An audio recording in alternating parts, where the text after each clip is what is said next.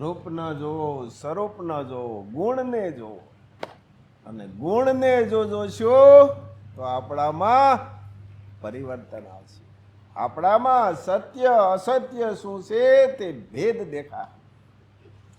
ગુણને જોઈશું તો.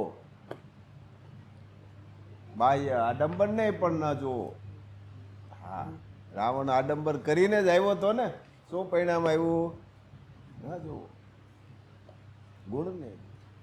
ને જેમ મોટા થતા જાવ તેમ અંદરથી નાના થતા જાવ, લોકોથી નજીક જતા જાઓ, લોકોથી દૂર નહીં. જેમ મોટા થાવ તેમ નાના થઈને નજીક જાઓ. આ માનવતાની મોટામાં મોટી નિશાની છે. આ સનાતન. નાના થાવ. હનુમાન નાના થયા, રામ પણ નાના થયા, જો મોટા નથી થયા. કૃષ્ણ પણ નાના થયા. જે થયા બધા નાના. જો નાના થશો તો જ આપણે આપણા લક્ષ્ય સુધી પહોંચી જઈશું. નાના પણ મોટા નહીં. હા, એની પાસે મોટા થાવ, લોકો પાસે નાના થાવ. નાનામાં જ આનંદ છે. અને જેવા છો તેવા રહ્યો. હા, જે છે તમારો વ્યવસાય તેમાં ને તેમાં રહો. જય માં વિશ્વંભરી. શ્રી મહાપાત્રે કીધું ને કે નાનામાં નાના થઈને રહો. દરિયાને ક્યાં મોટું થવું ગમે છે? દરિયાને ક્યાં મોટું થવું ગમે છે? બહુ મોટા થઈને ખારું થવું એના કરતાં નાના થઈને રહીએ. નદીઓ જો હંમેશા નાની થઈને રહે છે, જેથી એની પાણી આપને મીઠું મળે છે. એક સમય હતો, એક જમાનો હતો કે સુખ સુવિધા નહોતી આપણી પાસે, છતાં આનંદ હતો. અને આજે ઘણી બધી સુખ સુવિધાઓ આપણી પાસે છે, છતાં આનંદ નથી. માણસે આજે આંધળી દોટ મૂકી છે. રૂપિયાથી આનંદ નથી, એ ભ્રમ છે, પણ સમજણથી આનંદ છે. આ વાસ્તવિકતા. માણસે છે ને આજે એક આંધળી દોટ મૂકી છે. ક્યાં જઈ રહ્યો છે ને એ જ ખબર નથી. આ દોટ શેની છે? ભ્રમની. આ દોટ ભ્રમની છે, સમજણની નથી. શું આધ્યાત્મિકતાની છે? ના. જો આધ્યાત્મિકતાની જ દોટ હોય ને તો માણસ એટલો હાફડો ફાફડો થાય નહીં. તો આ શેની છે? શ્રી મહાપાત્રે કીધું ભ્રમની, એટલે કે ભૌતિકતાની છે. કંઈ પ્રાપ્ત કરવાની છે, ભૌતિક વસ્તુ પ્રાપ્ત કરવાની છે અને એ નથી મળતી એટલે આપણે સુખ મળતું નથી. માર્ગ બે પ્રકારના છે, આધ્યાત્મિક અને ભૌતિક, એટલે કે લૌકિક અને અલૌકિક. આધ્યાત્મિક માર્ગ એટલે સ્વને ઓળખવાનો માર્ગ, સ્વનું અધ્યયન કરવાનો માર્ગ. અને ભૌતિક માર્ગ એટલે કોઈ નાશવંત વસ્તુને પ્રાપ્ત કરવાનો માર્ગ. તો નાશવંત વસ્તુ છે એ ભૌતિકમાં આવે છે અને અલૌકિક વસ્તુ જે છે એ આધ્યાત્મિકતામાં આવે છે. આપણે જોઈએ છીએ કે સુખ આપણી અંદર છે, પણ આપણે ગોતીએ છીએ ક્યાં? બહાર. આપણે બધા એક વાત તો સાંભળી હશે કે પહેલાંના જમાનામાં લાઇટ ઓછી હતી અને આખો દિવસ બૈરાઓ કામ કરે ઘરનું ને ખેતરનું, સાંજે ફ્રી થાય ને તો કંઈ ભરતકામ કરતા અને મોતીની વસ્તુને એવું બધું પરોવતા હતા. તો એક ડોશીમાં છે ને એ મોતીની વસ્તુ પરોવતા હતા. તો એની પરોવતા એની સોય ખોવાઈ ગઈ.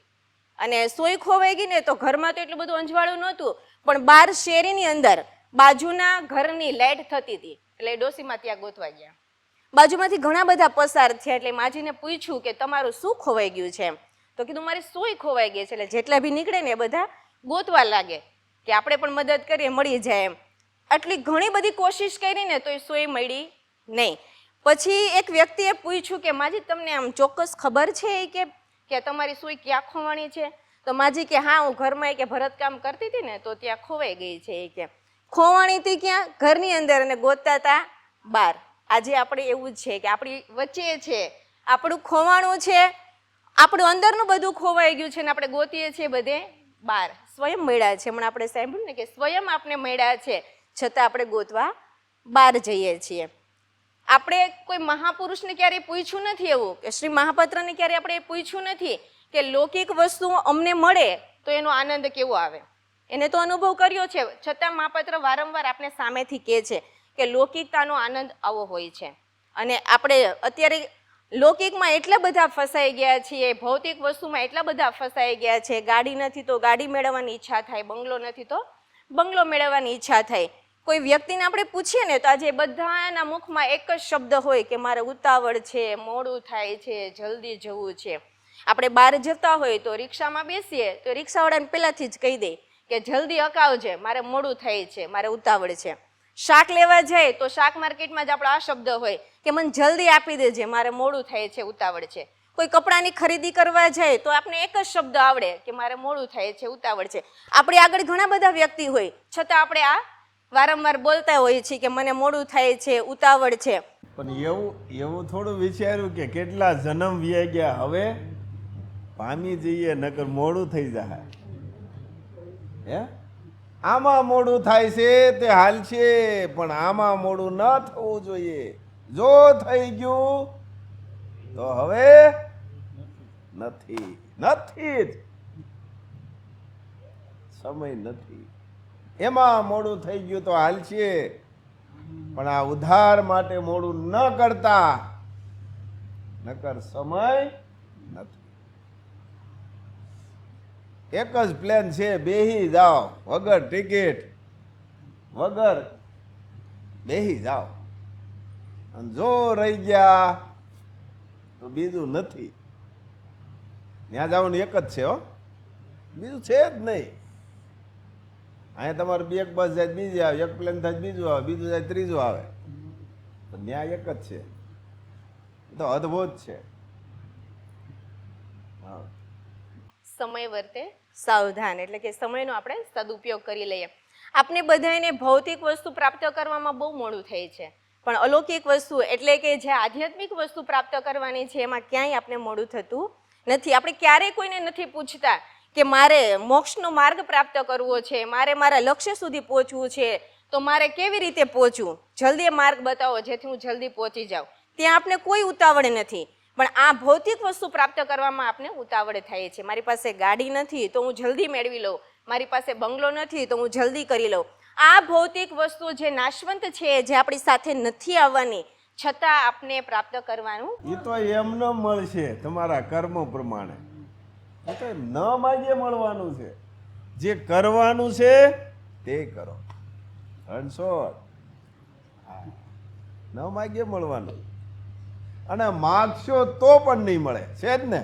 બધાએ માગે છે, કાં નથી મળતું, અને નથી માગતા એ પણ આવ્યા જ રાખે છે, તો પણ આવે. આ બધું કર્મને આધીન છે.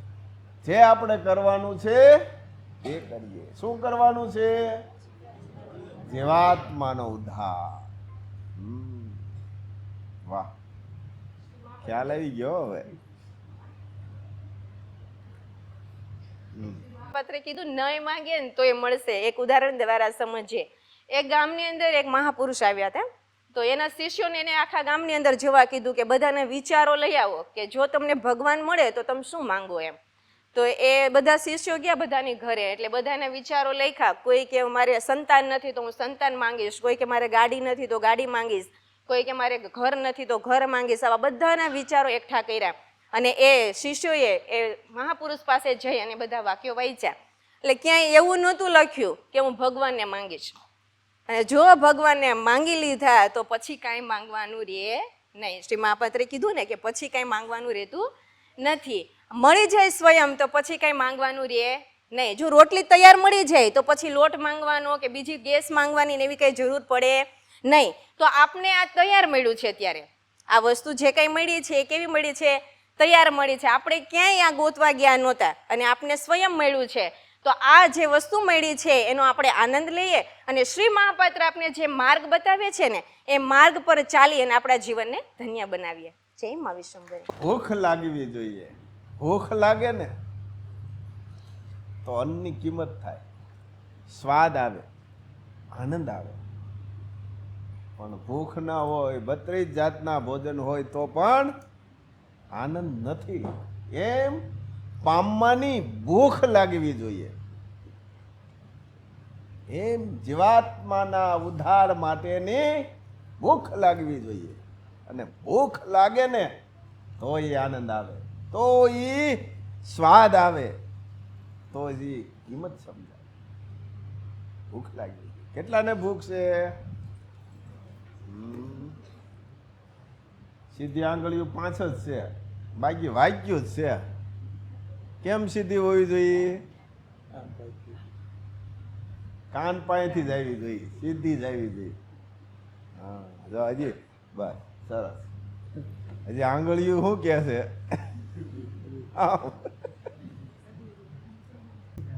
આમ થવું છે. ક્યાં છે? આમ સીધું, આમ નથી, આમ એ ભાઈ આમ. આમ તરાવું ક્યાં જાય? દિલીપ, તમારે દાર જરાક વાંકો હોય તો આમ ક્યાં નીકળે? તમારે અહીં નખવતા ખબર છે? જરાક આમ બધે રાખે ક્યાં નીકળે? ઉપર નીકળે. પરફેક્ટ માપ છે. માનું માપ છે એ અમાપ છે, જે માપ છે તે પરફેક્ટ છે. પરફેક્ટ, જરા પણ વાળવાય આમ તેમ નથી. અને આપણું માપ અમાપ છે. આપણું અમાપ જ છે ને, અમાપ છે, પણ પરફેક્ટ નથી. અને પરફેક્ટ નથી એટલે ધાર્યું નિશાન જતું નથી. ધાર્યું નિશાન ક્યારે જાય? પરફેક્ટ આમ હોય ને તો જ જાય. આમ નામ કરી દો ક્યાં જાય? એ છે ધાર્યા નિશાન હોવા જોઈએ. હા, જય માસ.